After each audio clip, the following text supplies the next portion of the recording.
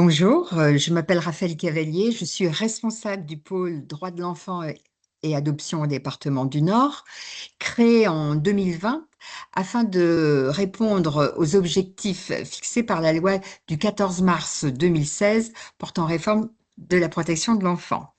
Alors, l'objectif qui nous concerne aujourd'hui vise à sécuriser le parcours des enfants confiés au service de l'aide sociale à l'enfance en proposant de nouvelles réponses pour les enfants en situation de risque de délaissement parental et pour lesquels l'adoption n'est pas possible, n'est pas envisageable.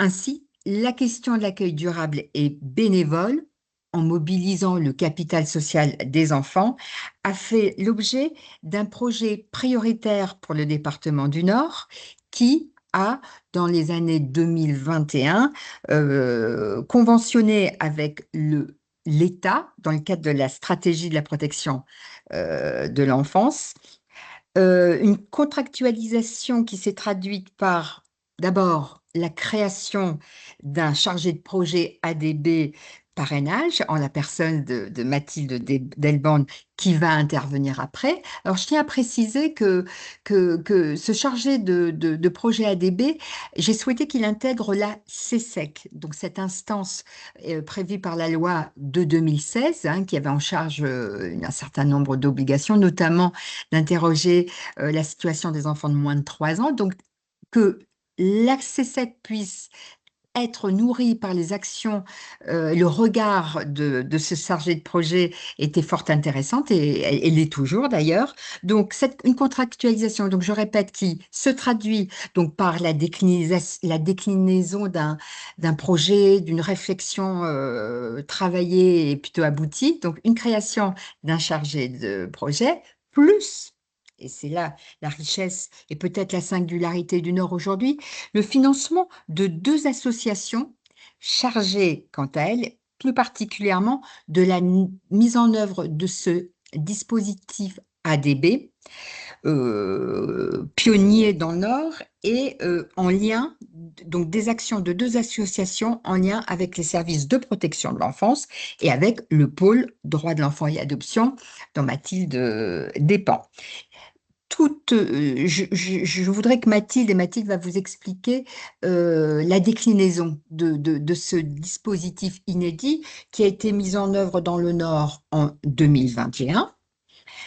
Alors, je tiens quand même à préciser, vous voyez, 2021, on est à 5 ans d'exercice, que en fin d'année, au mois de novembre, nous envisageons de réunir tous les acteurs institutionnels et associatifs qui ont en charge ce nouveau dispositif.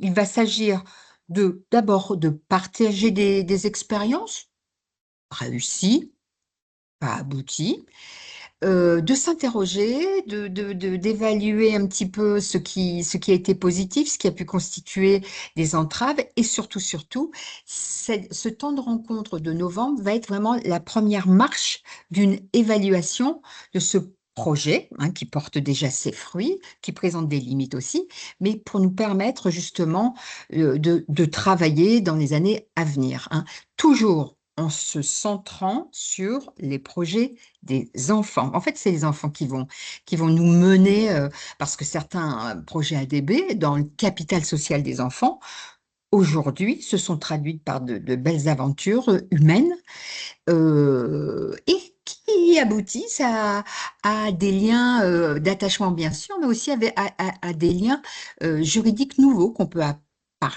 même parler de nouvelles parentalités adoptives. Donc tout ça, c'est nos grands chantiers pour l'avenir.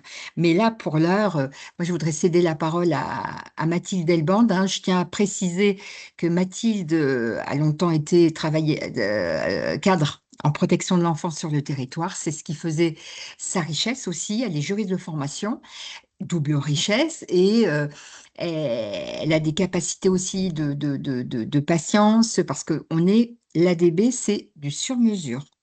Il s'agit d'une aventure humaine au cours bien sensible et qui mobilise beaucoup de compétences chez nous, les professionnels, acteurs institutionnels, que ce soit le tuteur des pupilles de l'État, les cadres de la protection de l'enfance, les associations et surtout toutes ces familles accueillantes ADB qui envisagent d'accueillir un enfant de la protection de l'enfance qui a sa propre histoire. Donc, je vous laisse avec Mathilde qui va vous décrire un peu ce que le Nord a pensé. Et voilà. Merci. Merci.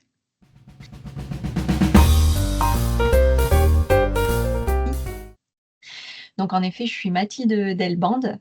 Je suis actuellement chargée de projet de l'accueil durable et bénévole et du parrainage au sein du département du Nord. J'ai également en charge l'équipe CESEC, Commission d'examen des situations et des statuts juridiques des enfants confiés. Donc, mes missions se concentrent maintenant plutôt sur les projets d'avenir des enfants, qui sont particulièrement ceux qui sont en situation de délaissement ou en tout cas ceux dont on sait que l'assistance éducative n'a plus cours et qui grandiront donc dans les dispositifs, dans nos dispositifs de l'aide sociale à l'enfance. Donc, c'est vrai que j'ai pris mon poste en septembre 2021. Après avoir travaillé pendant 11 ans en tant que responsable de pôle en territoire sur le sujet de la protection de l'enfance.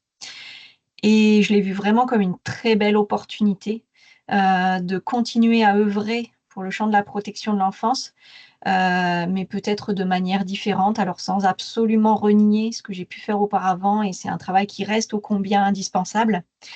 Mais pour ces enfants-là qui sont en situation de délaissement, dont on sait qu'ils vont grandir à l'aide sociale à l'enfance, c'était intéressant pour moi de pouvoir contribuer à leur dessiner des perspectives nouvelles, des perspectives d'avenir qui puissent répondre à la spécificité de leur situation et leur construire des projets d'avenir cohérents et qui les aident à grandir. Donc, avec toute l'humilité qu'il se doit, puisque c'est vrai que ce sont vraiment des nouvelles façons d'agir et d'intervenir.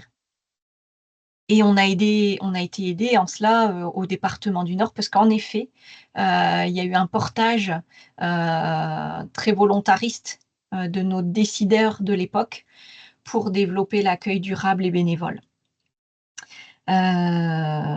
Puisque la loi nous offrait la possibilité depuis 2016 de contractualiser des accueils durables et bénévoles. Mais lorsqu'on a signé ce qu'on appelle nous la stratégie TAQUET, c'était dans l'idée non seulement en effet de saisir des opportunités de faire accueillir un enfant chez des tiers non professionnels, mais c'était aussi parfois de les provoquer, ces opportunités. Et donc, on a pu communiquer au grand public et aux nordistes la possibilité d'être candidat à l'accueil durable et bénévole et d'envisager d'accueillir un enfant à temps complet dans ce cadre-là. Et donc, c'est ça qui était particulièrement riche.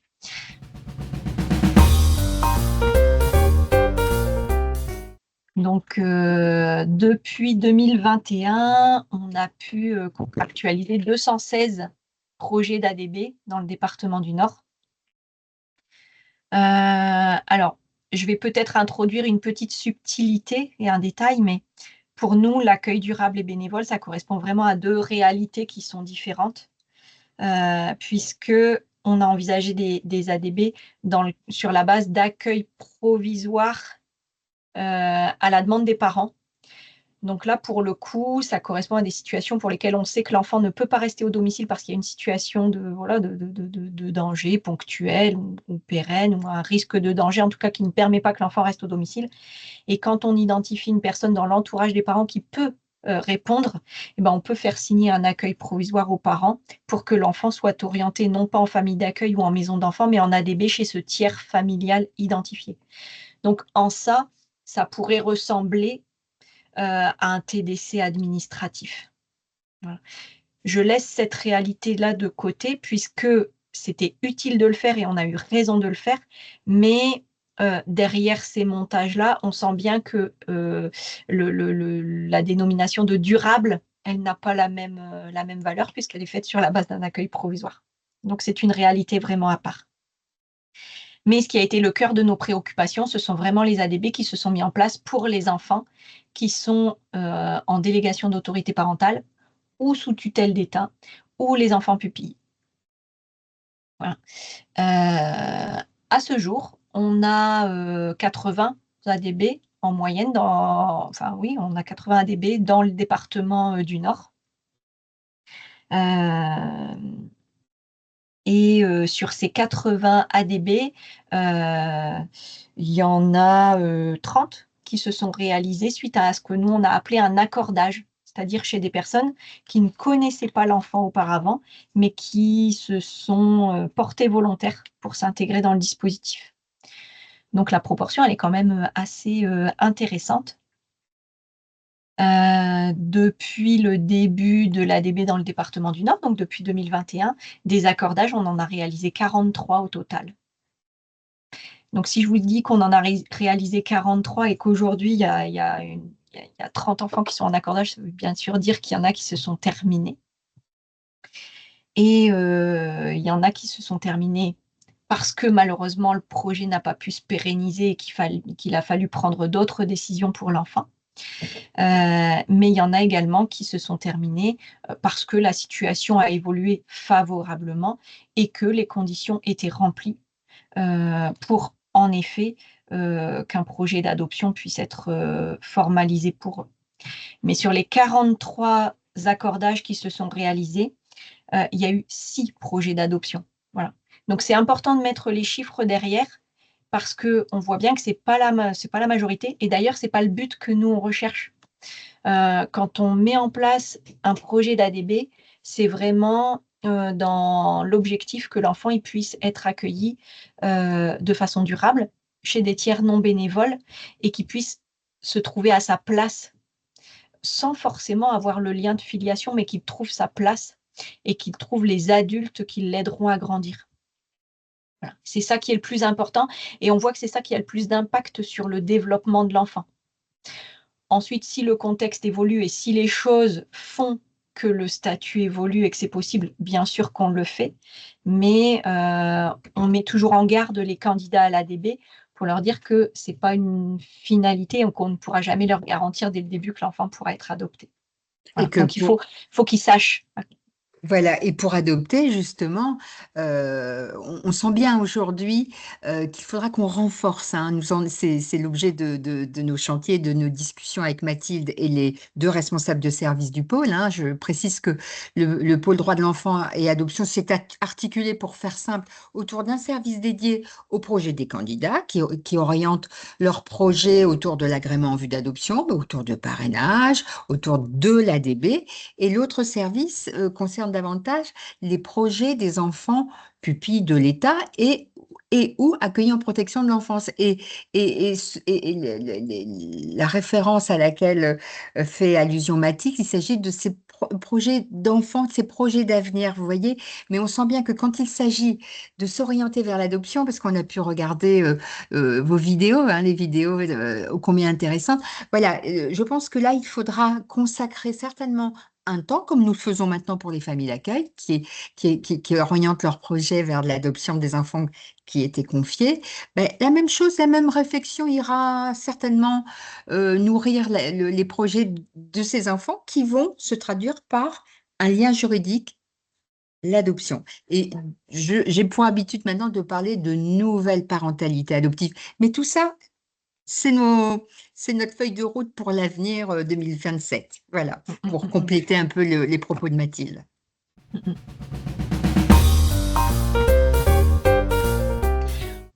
En tout cas, quelle que soit l'issue de l'ADB, ce qu'on recherche avant toute chose, c'est vraiment d'insister sur le caractère durable de l'accueil. Et je ne l'ai pas encore formulé de cette façon-là, mais le fait qu'un enfant puisse être accueilli chez un tiers qui ne soit pas professionnel et le fait qu'il puisse trouver sa place où il pourra grandir jusqu'à la majorité et au-delà, c'est vraiment le caractère durable qu'on cherche là-dedans. C'est créer une relation affective durable, soutenante, structurante pour l'enfant. Et la contrepartie de ça, c'est vraiment l'accompagnement professionnel qu'on y met derrière. C'est-à-dire qu'il faut que nous, professionnels de la protection de l'enfance, on prenne conscience qu'on ne peut pas travailler sans l'apport des personnes qui ne font pas partie de notre champ de compétences. Un enfant, il va forcément rencontrer des non-professionnels et heureusement. Et l'idée au travers de ça, c'est de lui permettre d'avoir une vie la plus normale possible, comme je le dis souvent. En tout cas, de lui alléger le poids de la mesure de placement. Parce que d'être un enfant qui est confié à l'ASE, c'est pas toujours facile au quotidien. Et donc, l'ADB, d'une certaine façon, permet d'alléger un petit peu le poids de la mesure de placement. Donc, c'est ce qu'on travaille. Donc, il faut oser faire confiance aux bénévoles, bien sûr avec les garanties nécessaires et évidentes, mais il faut oser leur faire confiance. Par contre, ça ne peut fonctionner que s'il y a des professionnels qui les accompagnent. Les professionnels ne sont pas en première ligne, mais ils sont là pour soutenir les relations affectives. Et c'est ça qui fonctionne et c'est la raison pour laquelle on a fait le choix au département du Nord de financer des associations spécifiquement dédiées pour ça. Et les associations, ben, elles assurent une part de la communication sur le projet pour faire connaître, pour développer, pour susciter les candidatures.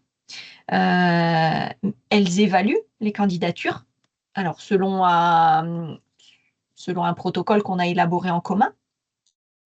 Et puis surtout, elles travaillent les projets d'accordage, hein, c'est-à-dire qu'on réfléchit tous ensemble sur la candidature qui permettra de répondre au mieux aux besoins de l'enfant pour lequel on est concerné. Et puis, elles assurent l'accompagnement au long cours de cette situation par la suite. Alors, on dit souvent que l'enfant, il reste confié à l'ASE, donc on est garant de sa bonne prise en charge, on est garant du fait que ça corresponde bien à ses besoins. Mais je dis souvent que plus qu'un contrôle, il s'agit vraiment d'un soutien. Et c'est rassurant d'avoir des professionnels qu'on peut contacter pour aider à comprendre certaines réactions de l'enfant, certaines postures, certains propos que des non-professionnels, voilà, pourraient, et c'est à juste titre, avoir des difficultés à comprendre.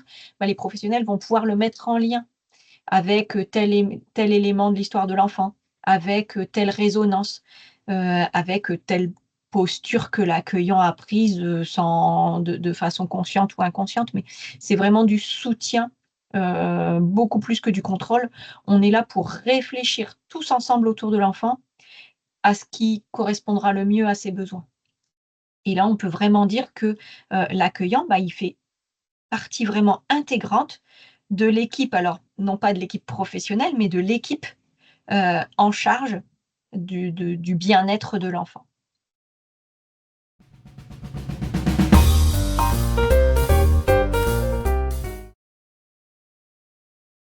Et donc, on est en train de réfléchir après ces 5 années hein, aux résultats, aux retombées. Alors, ce qui se dessine, c'est que je pense qu'on a réussi à dépasser le stade de la méconnaissance, puisque au tout début, l'accueil durable et bénévole, c'était absolument pas connu, c'était pas entré dans les pratiques, donc il a fallu faire beaucoup de communication, d'information, de sensibilisation. Là, on a globalement dépassé ce stade-là.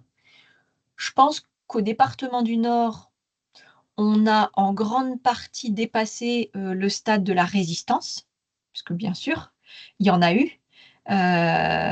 Et c'est bien normal parce que les pratiques professionnelles, elles avaient été formées, pour pas dire formatées, pendant des dizaines d'années au soutien à la parentalité. Et c'est vrai que travailler autrement, c'est toujours un pari, presque une prise de risque. Mais au bout de 5 ans, on commence à avoir des retombées et des résultats. Et en ça, c'est vrai que les liens avec la commission CESEC qui s'occupe des statuts des enfants confiés et l'équipe qui est dédiée à ça au département du Nord, c'était vraiment une grande richesse. En fait, ça permet de faire le lien entre 2 sujets qui sont le statut de l'enfant et le projet d'avenir qui doit en découler en cohérence. parce qu'on peut constater que pour certaines situations, l'assistance éducative ne suffit pas à protéger l'enfant de façon durable. Et ce sont dans ces cas-là qu'il faut envisager d'autres formes de protection et d'autres formes d'intervention auprès de l'enfant. Donc le stade voilà, des résistances, des défiances, on l'a pas complètement Ouais, dépassé, mais on y a non. beaucoup travaillé. On y a travaillé et aujourd'hui, Mathilde, on pourrait même considérer que parfois, euh, nos collègues avancent l'hypothèse de l'ADB très vite, très facilement, comme un peu un sésame. Vous voyez ce que disait Mathilde, cette résistance. Oui, puis on a formé, et tout changement nécessite du temps. Et là, on observe, Mathilde, on se le disait encore la semaine dernière, une mobilisation et parfois même bon, tant mieux. Tant mieux, on sent qu'il y a une appétence, c'est un sujet et que c'est surtout un projet à un moment donné pour un enfant au regard de ses besoins, de son histoire. Et là, c'est tout le travail de Mathilde que de venir justement dans des synthèses auprès des professionnels de terrain pour un peu investiguer tous les possibles au regard de la situation de l'enfant. Effectivement, l'assistance éducative ne suffit pas toujours à elle-même, hein. On vient parler de changement de statut.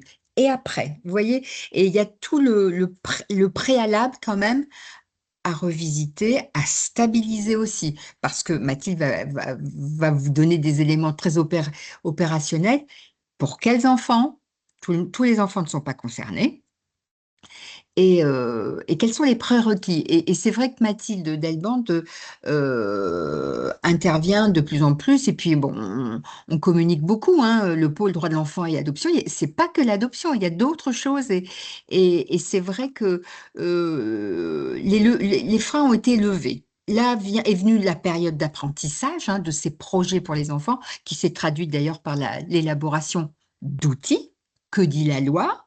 Comment des éléments de procédure et surtout les effets. D'accord? C'est vrai qu'il y a eu tout ça, Mathilde, on a quand même pas mal avancé et il nous reste beaucoup à faire. Mais sur l'opérationnel, je crois que Mathilde, au regard de ce que toi tu vis, comment tu peux être interpellée? On peut partir peut-être d'une situation que toi tu as en tête, hein, comment ça peut se passer, et de voir un petit peu ce que tu vérifies et ce que tu suggères, Oui. hein, ça peut être, ça peut être intéressant. Oui, oui, tout à fait. Globalement, c'est vrai que quand on est interpellé sur une situation, la première des questions qui nous vient, et ça correspond bien à la définition de ce qu'est l'ADB, c'est quel est le statut juridique de l'enfant. Puisque, mis à part l'hypothèse que je vous évoquais tout à l'heure des TDC administratifs qui sont faits sur la base d'un accueil provisoire, c'est minoritaire, hein, ces situations-là. On travaille très majoritairement pour des enfants qu'on appelle en statut particulier, DAP, tutelle pupille. Je vous disais tout à l'heure, sur les 80 situations qu'on a, il y en a 69 actuellement qui sont des statuts particuliers. Voyez. Et sur les 69 situations qu'on a actuellement, sur les 69 statuts particuliers, il y en a 25 qui sont des pupilles. Donc vous voyez, c'est quand même très, très, très, très, très majoritairement des enfants qui sont en DAP ou en tutelle. Voilà.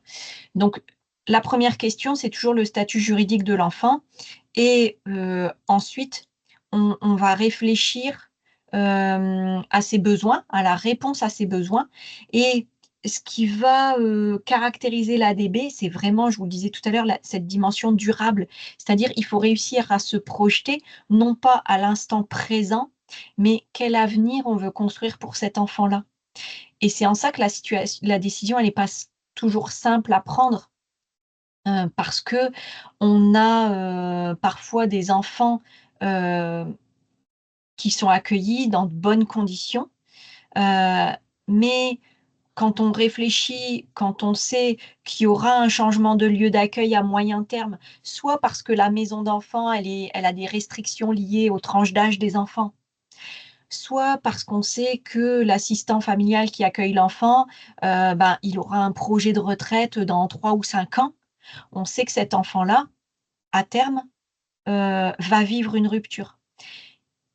Alors c'est toujours compliqué de se projeter, et d'oser prendre ces décisions à ce moment-là, mais c'est vraiment quel est le meilleur projet pour l'enfant? Qu'est-ce qu'on peut faire de mieux pour lui? Et heu et c'est dans ces conditions-là, souvent, que l'ADB, il est pensé par les collègues. Donc il y a cette question de répondre aux besoins de l'enfant. Ensuite, sur la situation de l'enfant, bah, il est bien évident que alors, tous les enfants qui sont confiés à l'aide sociale à l'enfance et qui sont en situation, en statut particulier, ils ont tous, heu, vécu d'une façon ou d'une autre, une situation de délaissement ou une situation qui a pu, générer des traumas. Donc c'est un fait. Maintenant, c'est est-ce que, heu est-ce que, ce trauma, cette situation de délaissement, a été prise en charge? Comment elle a été prise en charge? Est-ce que ça génère des troubles envahissants chez l'enfant? En fait, ce qu'on va rechercher au travers de ça, c'est est-ce qu'une personne, n qui n'est pas rompue à l'exercice de la protection de l'enfance va savoir, heu, prendre en charge, l'enfant, au quotidien avec tout ce que son histoire peut générer, de comportements, de troubles d'anxiété, au quotidien. En fait, on va vraiment veiller encore une fois, à la réponse aux besoins de l'enfant et est-ce qu'une personne non professionnelle, pourra y répondre? Alors, encore une fois, on pose systématiquement la question en se disant que en matière d'accueil durable et bénévole, il y a quand même un accompagnement qui est proposé par une équipe dédiée, suffisamment disponible, donc bien sûr que ça, on le prend en considération. Donc voilà, c'est est-ce que le voilà, est-ce que le projet en soi, pourra correspondre aux besoins de l'enfant? Et une fois qu'on s'est réunis et qu'ensemble, on en est tous convaincus, et bien, de la même façon, on va se réunir ensemble pour voir parmi les solutions, soit dans l'entourage de l'enfant, soit parmi les familles, candidates à l'ADB, quel est le profil qui saura répondre aux besoins de cet enfant-là?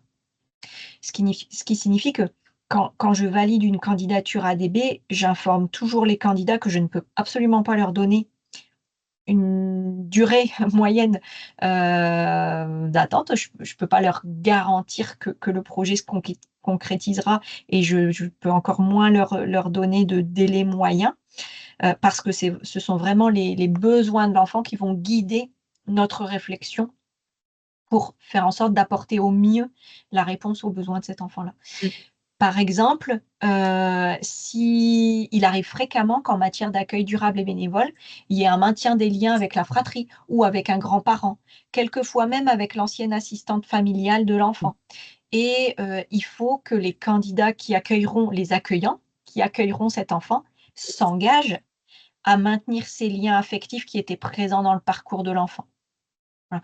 Donc, de même, s'il y a un accompagnement, chez un orthophoniste, un psychologue ou autre, ben, on va essayer de faire en sorte de le maintenir dans toute la mesure du possible, s'il y a un lien, particulier qui justifie.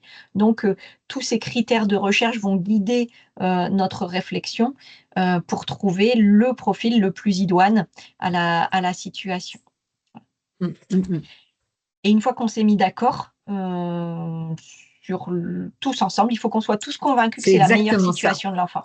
C'est sûr, hein, Mathilde, tu as raison d'insister, sur cette pluridisciplinarité qu'on retrouve d'ailleurs, dans beaucoup d'instances, hein, la CESEC, le cette on fait même des conférences familiales, vous voyez? C'est vraiment, un regard pluriel sur la situation de cet enfant qu'on doit vraiment bien identifier ses besoins, vous voyez? Donc ça peut prendre effectivement un peu de temps, mais c'est indispensable et c'est un petite, précaution Mathilde, hein, que nous prenons, hein, parce que les collègues ont une tendance parfois à vouloir aller vite, la question du temps, vous voyez, aller vite, à vite, et on comprend pourquoi, hein, mais là, c'est vraiment de bien se poser, d'identifier, parce qu'aujourd'hui, on parle de capital social, hein, ça commence par l'environnement familial, c'est très clair, et c'est vrai que cette phase-là, elle est importante.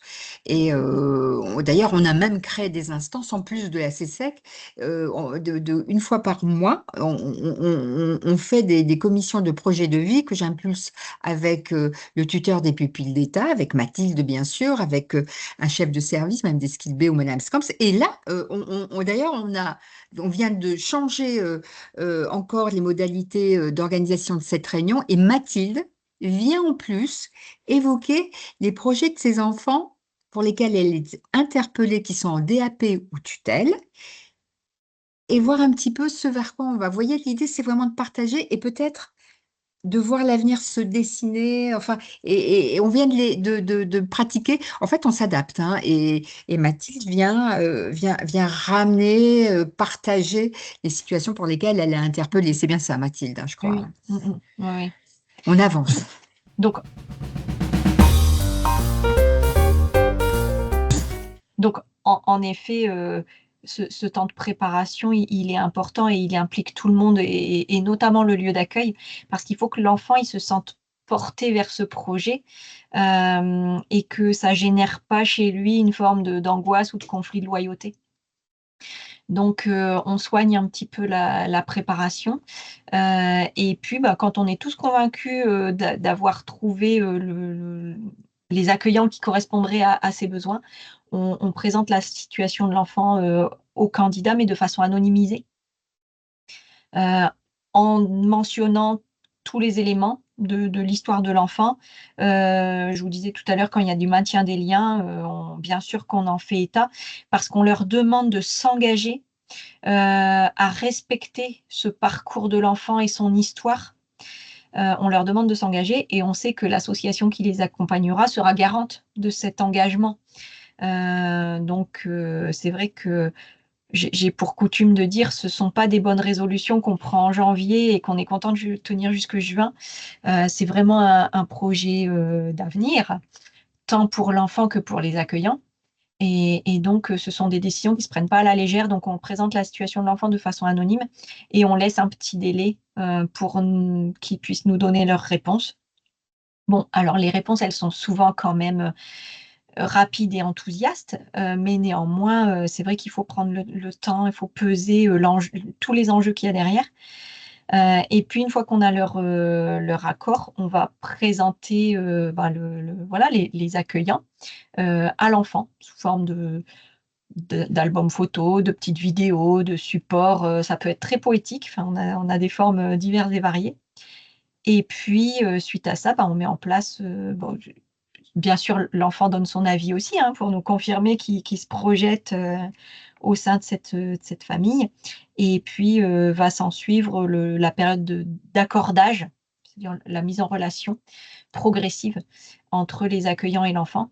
Et là, c'est pareil, on n'a pas de protocole préétabli parce que c'est vraiment l'enfant qui va nous guider le rythme qui sera adapté. C'est l'enfant qui nous donne le diapason. Voilà, ça se fait, assez naturellement. Et bien sûr qu'il y a un accompagnement, plus présent, en début d'accueil pour qu'on s'assure justement que ce lien d'attachement se crée et se crée dans de bonnes conditions. Voilà, c'est ça notre objectif et notre finalité. Je peux ajouter que ça, on vous le disait en début d'interview, projet nouveau. Il est vrai que nos métiers, hein, les professionnels qui ont travaillé sur l'adoption, vous voyez, on a pu transposer certaines compétences, certaines observations, certaines connaissances et prérequis sur le champ de ce que vient de décrire Mathilde de façon très précautionneuse. Parce qu'en fait, quand on réfléchit vraiment bien, l'adoption, c'est une filiation juridique qui, on l'augure, hein, va se traduire par un lien d'attachement. D'accord? Et là, on évalue cette capacité que l'enfant va avoir de pouvoir s'attacher, et cetera, et peut-être se traduira par un lien de filiation ou pas, et c'est pas le sujet. Ce qui importe, c'est la construction de ce fameux lien, en fait. Tout tourne autour du lien, voyez-vous? Et c'est ce qu'on a essayé vraiment de parfois on doute, et on reprend le chemin en disant: «La question du lien». Et ça, c'est vraiment, ce travail que pilote Mathilde avec les associations et surtout avec, les professionnels de l'ASE. Vous voyez, c'est pas il faut trouver le juste équilibre, hein, et avec le capital social ou les accueillants ADB. Mathilde, tu peux dire combien nous avons d'accueillants ADB dans le Nord aujourd'hui? De familles, Alors, on en a validé plus de 70 depuis le ouais, c'est ça. début, Mmh. mais actuellement dans le département des accueillants disponibles pour un accueil, il y en a 14 actuellement dans le département.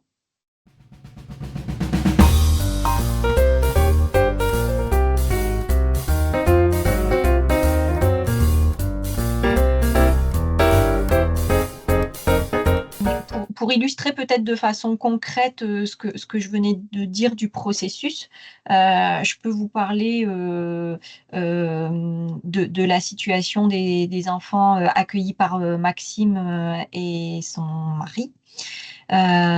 Puisque j'avais été interpellée à l'époque, en novembre 2023, sur cette situation-là, pour réfléchir justement au projet. Le territoire qui accompagnait la situation m'avait appelée, puisque, ces enfants avaient fait l'objet d'une procédure de délégation d'autorité parentale. À l'époque, ils avaient 3 ans et leur maman, c'était une jeune maman qui avait eu, 6 enfants avant eux et qui n'avait jamais réussi à investir ses fonctions maternelles.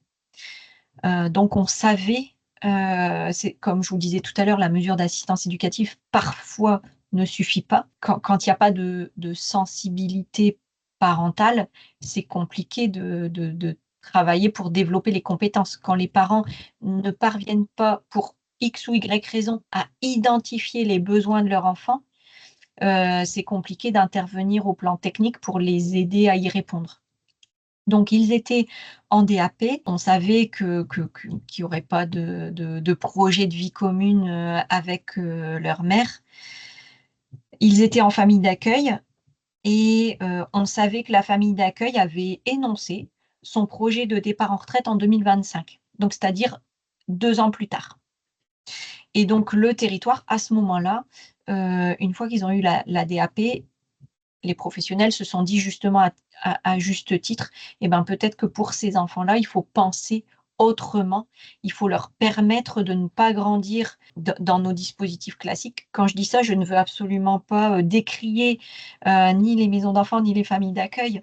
Mais pour ces enfants qui vont grandir jusqu'à 18 ans, dans ces dispositifs-là, bah, c'est leur faire subir pendant toutes ces années le poids de la collectivité, ou le fait de savoir qu'ils sont pas vraiment les enfants de la famille, et donc voilà, travailler autrement, ça a tout son sens dans ces situations-là. Et donc bah, ce sont des petits jumeaux de 3 ans, pour qui on a commencé à réfléchir. On avait bien identifié leur profil, leur caractère, leurs besoins. On savait qu'il fallait envisager de maintenir le lien avec la famille d'accueil, au moins au début de la relation, et d'ailleurs ça s'est maintenu. On savait qu'il y avait pas de problème de sommeil, qu'il y avait pas de problème d'alimentation, enfin bref, on avait les éléments. Il fallait travailler la relation, des jumeaux, ce qui est une vraie spécificité en soi. On savait qu'ils étaient, scolarisés, qu'il y avait un des 2 enfants qui bougeait un petit peu plus que l'autre, qu'ils aimaient faire des activités, et cetera, et cetera, et cetera. Et de ce fait, ben, parmi les candidats, qu'on avait identifiés, on cherchait un profil de couple, dynamique, Alors, couple dynamique ou monoparental s'il y avait entourage présent, hein, mais en tout cas du dynamisme et de l'entourage, quel que soit le modèle familial. Il n'y avait pas d'obligation qu'il y ait d'autres enfants au domicile parce que c'était des enfants très, très sociables. Par contre, on avait identifié que ce serait bien qu'il y ait un jardin parce qu'ils aimaient vraiment bien, bien bouger. Vous voyez, c'est ce genre d'éléments qu'on peut avoir. Quelquefois, c'était pas le cas là, mais quelquefois on se dit ah, ce serait bien qu'il y ait des animaux dans la maison. Quelquefois on se dit ce serait bien qu'il y ait d'autres enfants parce qu'ils ont grandi justement dans une famille d'accueil où il y avait beaucoup beaucoup de monde et on peut pas les imaginer dans une configuration de famille monoparentale sans enfants, par exemple. Et donc une fois qu'on avait recueilli ces éléments, l'association qui était présente a su identifier que la candidature de Maxime et de son compagnon pourrait correspondre. Et donc, on s'est réunis à nouveau avec les professionnels qui accompagnaient les enfants pour leur présenter. Voilà. Et on s'est en effet tous mis d'accord pour dire que ça pourrait être un bon projet pour ces enfants. Et donc, on leur a présenté de la façon dont Maxime a pu témoigner. Et tout se passe bien, continue de bien se passer et ils grandissent dans de bonnes conditions. Depuis le 1er août 2024, voilà ce que je pouvais vous dire du témoignage du département du Nord pour l'ADB.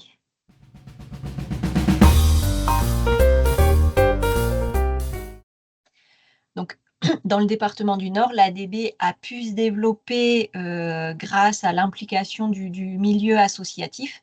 Donc, on a fait le choix dès 2021 de mobiliser 2 associations, la Sauvegarde du Nord et l'association de la Spraine, avec son service Aster. Et en fait, ça permet de couvrir l'ensemble du territoire du département du Nord selon une répartition géographique des uns et des autres qui vont intervenir en fonction du lieu d'habitation de l'accueillant pour être au plus près de l'association. Donc ces associations ont monté un projet avec le département en 2021 parce que chacune avait eu l'occasion de réfléchir de façon plus précise sur la question de l'accompagnement des tiers bénévoles. À l'époque, ça se posait plus sur la question de l'AEMO et des TDC, mais on a pu se saisir de ces réflexions-là à l'interne pour le déployer plutôt sur le volet accueil durable et bénévole. Et donc, elles disposent chacune d'une équipe dédiée qui a pu se former, qui a pu aller faire du recueil d'expériences auprès d'autres départements ou même en Belgique, pour justement se nourrir de toutes ces réflexions préalables. Et voilà, ils sont vraiment dans une posture auprès des accueillants, non pas de sachant, mais de co-construction des projets pour les enfants. Ça se travaille en bonne intelligence avec nous parce qu'on est bien conscient qu'on est en train de créer enfin, on n'est plus en train, on a créé nos outils et on est en train maintenant ensemble de les évaluer, mais c'est une démarche de concert entre le département et le milieu associatif.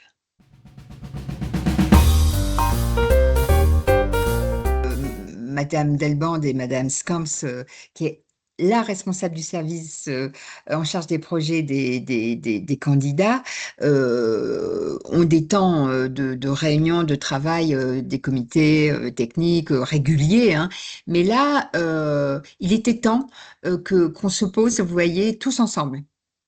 L'institutionnel, avec la palette des professionnels repérés, les associations, voyez-vous, le tuteur des pupilles de l'État, pour pouvoir se parler et un peu faire état aussi peut-être de nos limites, des choses qu'on a observées qui sont perfectibles, des besoins, et concrètement, on a la chance de pouvoir avoir aussi des espaces espace pour travailler, comme on le fait à la maison de l'adoption, sur ce type de projet, de se poser. Donc, c'est vraiment, Mathilde, c'est la première fois qu'on va faire ça. Je l'avais pensé parce qu'en fait, de ma place, je reçois les retours, les expériences de tous les acteurs. Vous comprenez ce que je veux dire? Et après, c'est de mettre tout ça en mouvement, de se poser, parce qu'il y a eu des difficultés. Attention, on est dans la relation humaine, je le rappelais tout à l'heure, et parfois de freiner quand ça va trop vite, de lever des idées reçues.